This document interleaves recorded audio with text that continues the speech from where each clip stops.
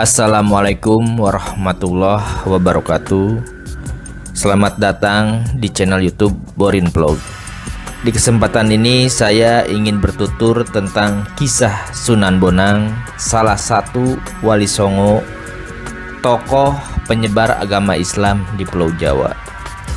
Bagaimana biografi atau perjalanan sejarah dari Sunan Bonang ini? Silakan disimak berikut ini.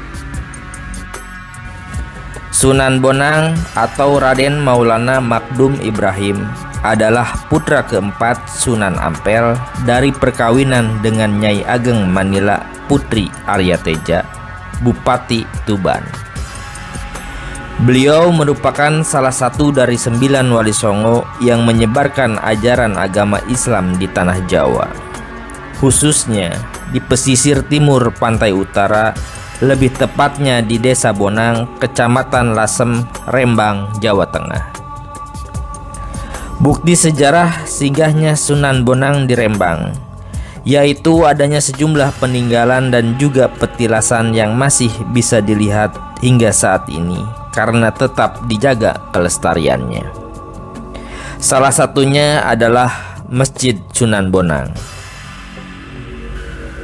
Nama Sunan Bonang sendiri di depannya tercantum kata-kata Maulana Magdum, mengingatkan kita kembali kepada cerita di dalam sejarah Melayu.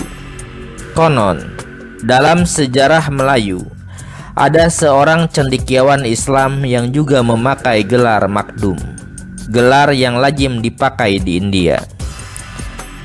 Kata atau gelar Magdum ini merupakan sinonim dari kata maula atau Malawi, gelar kepada tokoh agama yang berasal dari kota Kodama Yadamu.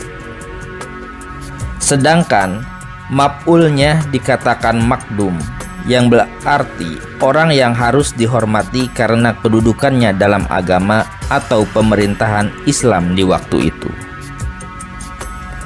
Ada juga salah seorang tokoh yang mengepalai suatu departemen ketika terjadi pembentukan adat yang berdasarkan Islam. Tatkala agama Islam memasuki lingkungan Minangkabau juga berpangkat Magdum. Sunan Bonang putra keempat Sunan Ampel dari perkawinan dengan Nyai Ageng Manila Putri Arya Teja, Bupati Tuban. Menurut Babad Trisaking Majapahit dan Babad Cirebon, kakak-kakak Sunan Bonang adalah Nyai Patimah bergelar Nyai Gendeng Payuran, Nyai Wilis Nyai Pengulu, dan Nyai Taluki bergelar Gedeng Maloka. Adik Sunan Bonang adalah Raden Kosim yang kelak menjadi anggota Wali Songo dan dikenal dengan sebutan Sunan Derajat. Sunan Bonang lahir dengan nama kecil Magdum Ibrahim. Sunan Bonang diperkirakan lahir tahun 1465 Masehi dan tidak bisa lebih awal dari tahun itu. Selain memiliki 4 saudari seibu, Sunan Bonang juga memiliki beberapa orang saudari dari lain ibu. Di antaranya adalah Dewi Murtosiah yang diperistri Sunan Giri dan Dewi Murtosimah yang diperistri Raden Patah. Babad Cirebon masih menyebut bahwa dari istri ayahnya yang lain, Sunan Bonang memiliki saudara Syekh Mahmud, Syekh Saban alias Ki Rancah, Nyai Mandura, dan Nyai Piah. Oleh karena ibu kandungnya berasal dari Tuban dan adik kandung bibinya Arya Welatikta menjadi Adipati Tuban, Sunan Bonang sejak kecil memiliki hubungan khusus dengan keluarga Bupati Tuban, yang sampai wafat pun ia dimakamkan di Tuban. Kisah hubungan dekatnya dengan Sunan Kalijaga yang dalam legenda dikisahkan sebagai hubungan guru murid. Hendaknya dilihat dalam konteks kekeluargaan. Arya Welatikta Adipati Tuban yang merupakan paman Sunan Bonang adalah ayah dari Sunan Kalijaga. Sebuah silsilah Sunan Bonang muncul pada pertengahan abad ke-19 menggambarkan bahwa tokoh bernama Magdum Ibrahim itu nasabnya dari Nabi Muhammad SAW melalui Fatimah dan Ali bin Abi Thalib. Menurut naskah sejumlah historiografi, jenis babad yang lebih tua, Sunan Bonang adalah putra Sunan Ampel, sesepuh Wali Songo yang ibunya berasal dari negeri Campa dan ayahnya dari Samarkand, Rusia. Itu sebabnya nasab Sunan Bonang dari galur laki-laki merujuk ke Samarkand, sebuah negeri di Uzbekistan, dan tidak merujuk ke Yaman. Babad Cirebon, Babad Trisakipun Majapahit, dan Hikayat Hasanuddin menyebut bahwa Ibrahim Asmarakandi, ayah Sunan Ampel atau kakeknya Sunan Bonang, asalnya dari negeri Tulen, yaitu nama tempat di tepi Laut Kaspia yang masuk wilayah Kazakhstan. Dalam hal keilmuan, Sunan Bonang belajar pengetahuan dan ilmu agama dari ayahandanya sendiri, yaitu Sunan Ampel. Ia belajar bersama santri-santri Sunan Ampel yang lain seperti Sunan Giri, Raden Patah, dan Raden Kusen. Selain dari Sunan Ampel, Sunan Bonang juga menuntut ilmu kepada Syekh Maulana Ishak, ayah kandung dari Sunan Giri, yaitu sewaktu bersama-sama dengan Raden Paku, Sunan Giri, ke Malaka dalam perjalanan haji ke Tanah Suci. Selain belajar kepada Syekh Maulana Ishak, Sunan Bonang dan Raden Paku juga belajar kepada para ulama besar yang banyak menetap di negeri Pasai, seperti ulama ahli tasawuf yang berasal dari Baghdad, Mesir, Arab, Persia, atau Iran. Sesudah belajar dari negeri Pasai, Raden Mahdub Ibrahim atau Sunan Bonang serta Raden Paku pulang ke Jawa. Raden Paku kembali ke Gresik, mendirikan pesantren di Giri sehingga terkenal sebagai Sunan Giri. Sedangkan Raden Mahdub Ibrahim atau Sunan Bonang diperintahkan Sunan Ampel untuk berdakwah di Tuban. Sunan Bonang dikenal sebagai seorang penyebar Islam yang multitalenta dengan menguasai ilmu fikih, usuluddin, tasawuf, seni, sastra, arsitektur, dan ilmu silat dengan kesaktian dan kedikdayaan yang menakjubkan.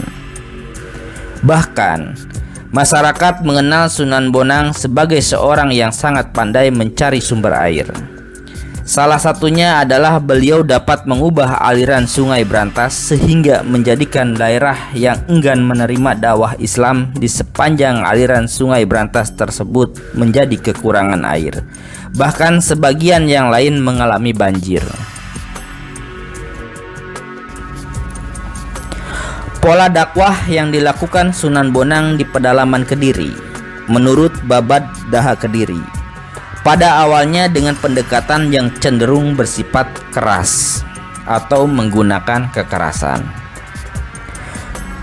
Sunan Bonang tidak sekedar dikisahkan menghancurkan arca atau patung yang dipuja penduduk, melainkan telah pula mengubah aliran air Sungai Brantas dan mengutuk penduduk suatu desa gara-gara kesalahan satu orang warga. Untuk menjalankan dakwah Islam di pedalaman, Sunan Bonang dikisahkan mendirikan langgar atau musolah pertama di tepi barat Sungai Brantas, tepatnya di desa Singkal, sekarang masuk wilayah Kabupaten Nganjuk. Sebagai akibat pendekatan dakwahnya yang keras itu, Sunan Bonang menghadapi resistensi dari penduduk Kediri berupa konflik dalam bentuk perdebatan maupun pertarungan fisik dengan Ki Buto Locaya dan Nyai Plecing, yang kiranya musuh-musuh Sunan Bonang itu menunjuk pada tokoh-tokoh penganut ajaran Bhairawa Bhairawi di daerah Kediri. Sepanjang perdebatan dengan tokoh Buto Locaya yang selalu mengecam tindakan dakwah Sunan Bonang, terlihat sekali bahwa tokoh Buto Locaya itu tidak kuasai menghadapi kesaktian yang dimiliki Sunan Bonang. Demikian juga dengan tokoh Nyai Pluncing yang kiranya seorang Bhairawi penerus ajaran ilmu hitam calon arang yang dapat dikalahkan dengan mudah oleh Sunan Bonang. Rupanya setelah kurang berhasil melakukan dakwah di Kediri, Menurut naskah Hikayat Hasanuddin, Sunan Bonang pergi ke Demak atas panggilan Pangeran Ratu, sebutan bagi Raden Patah, kakak ipar Sunan Bonang. Dia datang ke Demak untuk menjadi imam Masjid Demak. Sebutan Sunan Bonang diberikan kepada Pangeran Mahdum Ibrahim, putra Sunan Ampel ini, kiranya berkaitan dengan kediaman barunya di Desa Bonang yang ada di Demak. Sebagai imam yang tinggal di Bonang, masuk akal jika Pangeran Mahdum Ibrahim kemudian disebut dengan gelar hormat Sunan Bonang yang bermakna guru suci yang berkediaman di Bonang. Namun, tidak lama kemudian, jabatan sebagai imam Masjid Demak ditinggalkannya. Jabatan imam masjid kemudian digantikan oleh orang bernama Ibrahim yang digelari Pangeran Karangkemuning. Seorang alim berasal dari negeri atas angin. Pangeran Karangkemuning ini dikisahkan menikah dengan Nyai Gede Pancuran, saudari Sunan Bonang. Demikianlah setelah meninggalkan jabatan imam Masjid Demak, Sunan Bonang dikisahkan tinggal di Lasem. Di Lasem ini, beliau tinggal di bagian belakang dalam Kadipaten Lasem, kediaman kakak kandungnya yaitu Nyai Gede Maloka, janda dari mendiang Pangeran Wiranagara, Adipati Lasem. Atas permintaan Nyai Gede Maloka tersebut, Sunan Bonang merawat nenek mereka yang berasal dari Campa, yaitu Putri Binangti, di Putuk Regol. Di samping itu, dia juga diminta merawat makam Pangeran Wirabajra dan putranya, Pangeran Wiranagara, mendiang ayah mertua dan suami Nyai Gede Maloka. Saking baktinya kepada neneknya itu, sampai-sampai sebuah batu gilang yang berada di dekat makam sang nenek diratakan untuk dijadikan tempat sujud. Kiranya tugas Sunan Bonang merawat makam neneknya di Putuk Regol itulah yang melahirkan berbagai cerita legenda tentang petilasan persujudan Sunan Bonang di Bukit Watu Layar di timur kota Lasem, yaitu di tempat yang dikenal dengan nama Desa Bonang. Dan rupanya di tempat bernama Putuk Regol yang sekarang disebut Watu Layar di Desa Bonang itu, Sunan Bonang membangun sebuah zawiyah yang secara harfiah bermakna pojok, yaitu semacam tempat khusus untuk khalwat dan juga digunakan para pengamal ajaran tasawuf bertemu. Konon, menurut naskah Carita Lasem, pada usia 30 tahun, Sunan Bonang dijadikan wali Tuban yang mengurusi berbagai hal menyangkut agama Islam. Sejak saat itu, Sunan Bonang terlihat di Tuban. Dan barangkali hasil dari halwat di Lasem itulah Sunan Bonang mendapat ilham untuk mengubah pola dakwah yang tadinya bersifat kekerasan menuju dakwah yang lemah lembut, kontekstual dan hikmah. Di antara kesuksesan dakwah Sunan Bonang dengan cara lembut ini adalah sebagai berikut.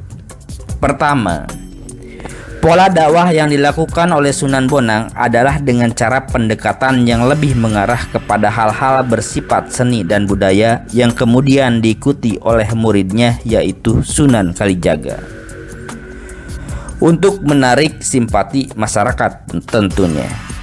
Salah satunya adalah dengan perangkat gamelan Jawa yang disebut bonang, yaitu nama gamelan yang diambil dari nama tempat yang menjadi kediaman Sunan Bonang, yaitu Desa Bonang di daerah Lasem.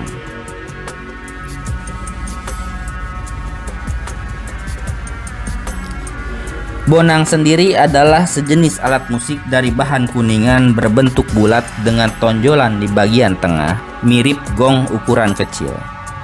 Pada masa lampau, alat musik ini selain digunakan untuk gamelan pengiring pertunjukan wayang, juga digunakan oleh aparat desa untuk mengumpulkan warga dalam rangka penyampaian warawiri dari pemerintah kepada penduduk. Bila benjolan itu dipukul dengan kayu lunak, maka timbullah suaranya yang merdu di telinga penduduk setempat. Lebih-lebih bila Raden Mahdum Ibrahim atau Sunan Bonang sendiri yang membunyikan alat musik itu, beliau adalah seorang wali yang mempunyai cita rasa seni yang tinggi. sehingga beliau bunyikan pengaruhnya sangat hebat bagi para pendengarnya. Setiap Sunan Bonang membunyikan bonang, pasti banyak penduduk yang datang ingin mendengarkannya. Dan tidak sedikit dari mereka yang ingin belajar membunyikan bonang sekaligus melakukan tembang-tembang ciptaan Sunan Bonang sendiri. Persisnya, Sunan Bonang dapat mengambil hati rakyat agar mau datang ke masjid. Beliau menciptakan gending dan tembang yang disukai rakyat, dan beliau sangat ahli dalam menyembunyikan permainan gending disebut bonang. Itu sebabnya rakyat Tuban kemudian mengenal sebagai Sunan Bonang. Bila beliau membunyikan bonang, rakyat yang mendengar seperti terkena pesona gaib. Tanpa sadar mereka melangkah ke arah masjid. Mereka ingin melihat dan mendengar suara tembang dan suara bonang dari dekat. Sunan Bonang yang cerdik sudah memperhitungkan hal itu. Maka beliau sudah menyiapkan kolam di depan masjid. Siapa yang mau masuk masjid harus membasuh kakinya. Bila mereka sudah berkumpul di dalam masjid, maka Sunan Bonang mengajari mereka tembang-tembang yang berisikan ajaran Islam, dan pulangnya mereka hafalkan di rumah masing-masing. Sanak keluarga mereka turut menyanyikan tembang-tembang itu karena tertarik akan keindahan dan kemerduan lagunya.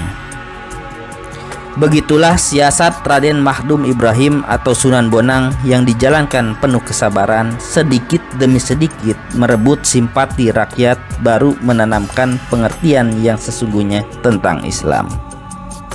Setelah rakyat berhasil direbut simpatinya, tinggal mengisikan saja ajaran Islam kepada mereka.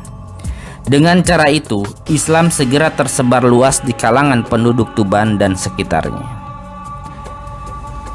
Adapun metode dakwah kedua dari Sunan Bonang adalah dengan mendirikan pesantren. Seperti para wali lainnya, Sunan Bonang juga mendirikan pesantren. Adapun murid-muridnya berdatangan dari segala penjuru. Murid-murid Raden Mahdum Ibrahim atau Sunan Bonang sangatlah banyak, baik yang berada di Tuban, Bawean, Jepara, Surabaya maupun Madura dan lain sebagainya. Karena beliau sering mempergunakan bonang dalam berdakwah, kemudian masyarakat memberinya gelar Sunan Bonang. Lalu yang ketiga, Sunan Bonang juga berdakwah dengan media wayang. Dalam proses reformasi seni pertunjukan wayang, Sunan Bonang dikenal sebagai dalang yang membabar ajaran rohani lewat pergelaran wayang. Metode dakwah ketiga dari Sunan Bonang adalah dengan Metode dakwah ketiga Sunan Bonang adalah dengan media wayang. Dalam proses reformasi seni pertunjukan wayang, Sunan Bonang dikenal sebagai dalang yang membabar ajaran rohani lewat pagelaran wayang. Sunan Bonang diketahui selain meneliti pengembangan ilmu pengetahuan, juga telah menyempurnakan susunan-susunan gamelan atau mengubah irama lagu-lagu. Sunan Bonang juga telah menambahkan ricikan kuda, gajah, harimau, garuda, kereta perang, dan rampogan dalam pengembangan pertunjukan wayang, sehingga memperkaya pertunjukan wayang. Metode dakwah keempat Sunan Bonang adalah dengan media tembang macapat.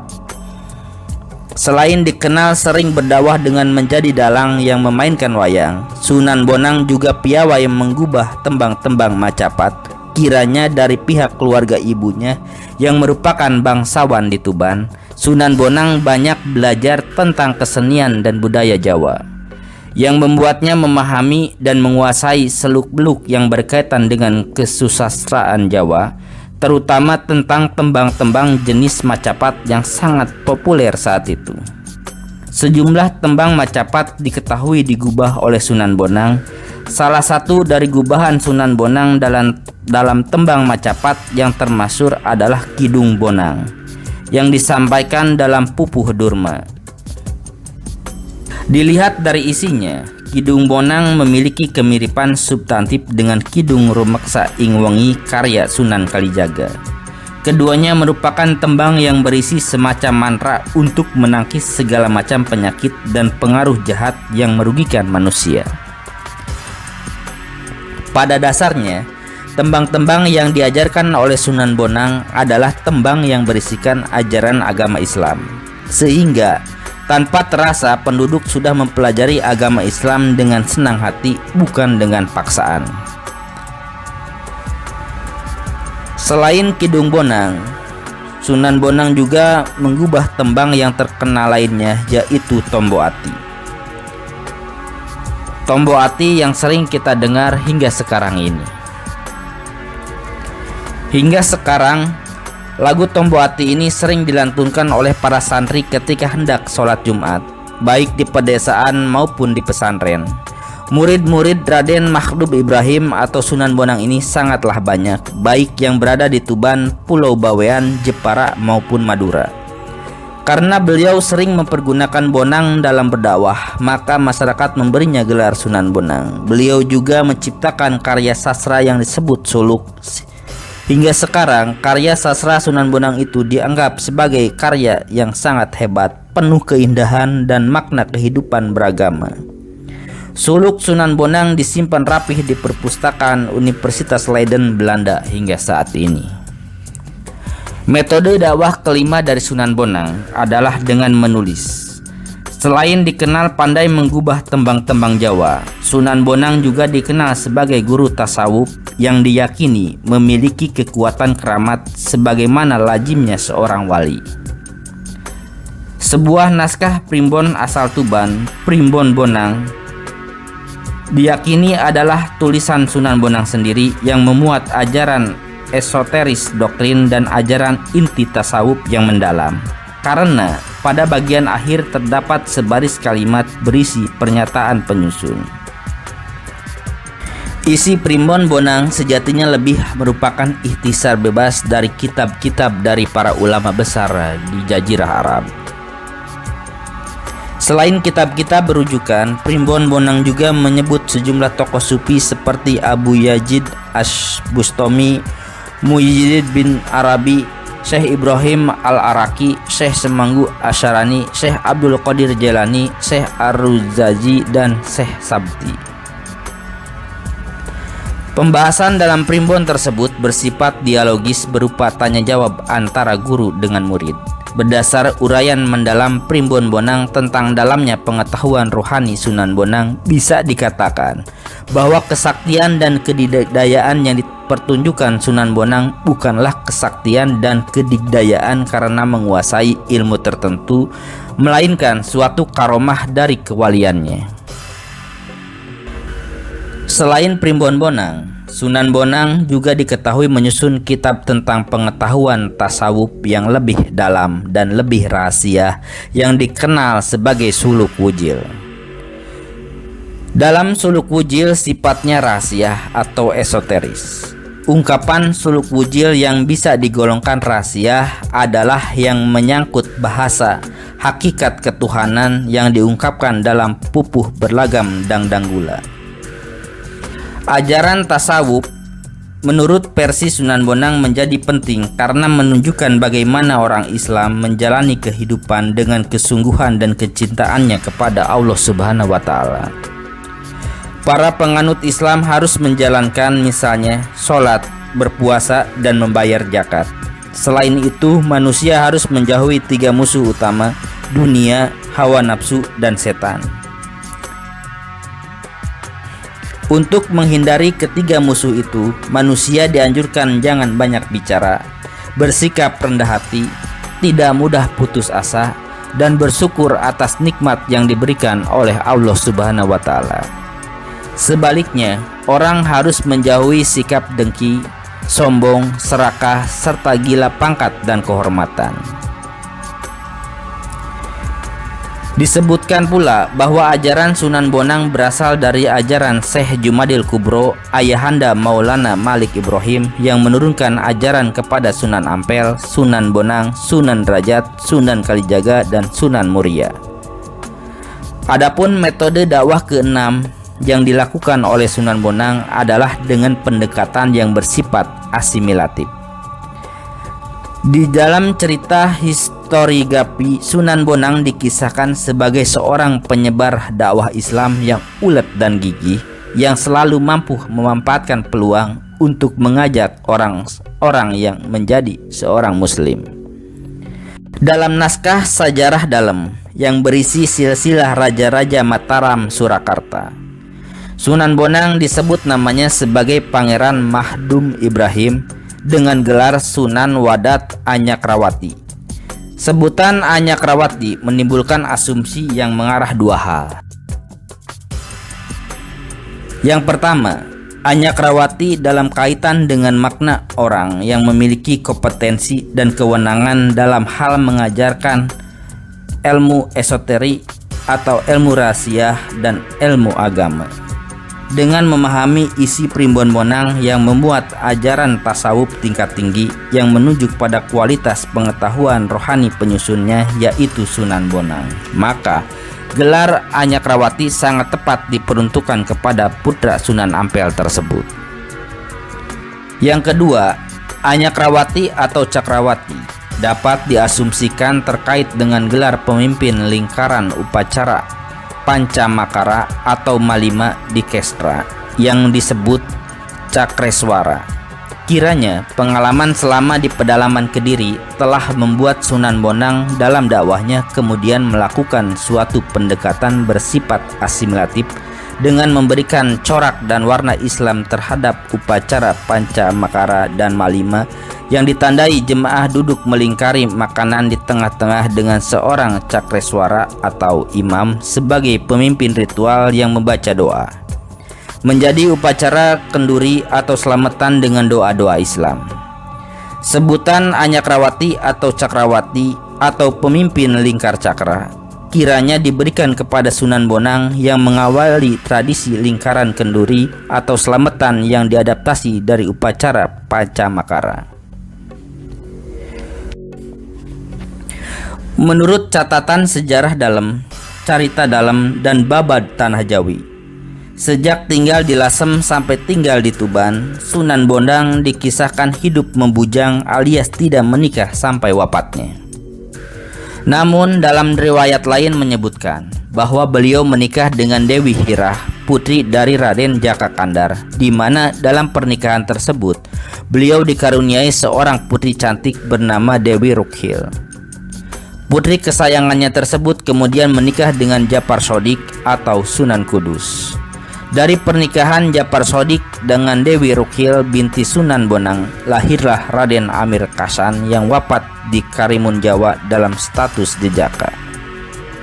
Makam Sunan Bonang terletak di kompleks pemakaman Desa Kutorejo, Kecamatan Tuban di dalam kota Tuban, tepatnya di sebelah barat alun-alun Tuban, di sebelah barat Masjid Agung Tuban. Makam Sunan Bonang dikelilingi tembok dengan 4 buah pintu gerbang untuk masuk ke komplek makam. Pintu gerbang di makam Sunan Bonang berupa gapura paduraksa. Pintu gerbang di sebelah selatan berbentuk semar tinandu dengan atap berhias ornamen bunga-bunga dengan dinding di kanan dan kirinya dihiasi piring-piring dan mangkuk keramik Cina. Makam Sunan Bonang terletak di dalam sebuah tungkup berbentuk joglo dengan atas bertingkat. Pada dinding selatan tangkup terdapat hiasan flora dan fauna berupa panorama dan ragam hias geometris. Pada dinding ini terdapat candra sengkala jalma wihana kayuning sawit jagat yang menunjuk pada angka tahun 1611 Saka atau 1689 Masehi, yaitu angka tahun yang menunjuk waktu dibangunnya tangkup tersebut. Nah, begitulah kisah atau riwayat perjalanan dakwah dari Sunan Bonang, yang mana merupakan anak dari Sunan Ampel. Sunan Bonang ini awalnya diceritakan melakukan pendekatan kekerasan untuk berdakwah atau menyebarkan agama Islam di Jawa, khususnya di wilayah Tuban. Namun pada akhirnya dia merubah metodenya sehingga dia bisa dibilang pencetus dari metode dakwah yang menggunakan seni budaya termasuk wayang atau penggunaan alat musik bonang, yang kemudian diteruskan oleh muridnya yaitu Sunan Kalijaga. Demikian kisah dari Sunan Bonang dari channel YouTube Borin Vlog ini. Mudah-mudahan ada hikmah atau pelajaran yang kita bisa petik. Kurang lebihnya mohon maaf. Assalamualaikum warahmatullahi wabarakatuh.